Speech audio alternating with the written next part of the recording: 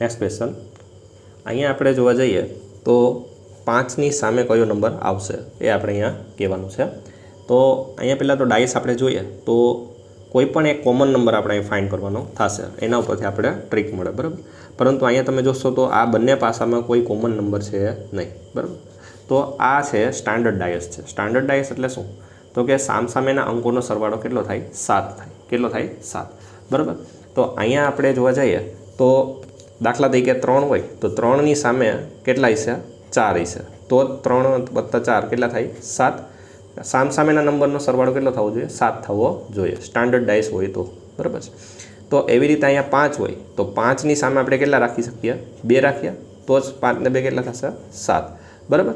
તો આવા જ્યારે ક્વેશ્ચન આવે ત્યારે 5ની સામેની બાજુ કહીએ તો 5માં આપણે કેટલા નાખીએ તો 7 થાય? તો કે 2 નાખીએ તો, બરાબર. તો 5ની સામેની બાજુ કેટલી છે? 2 નંબરની બાજુ હશે. ક્લિયર? તો આપણો આન્સર અહીં આવશે 2.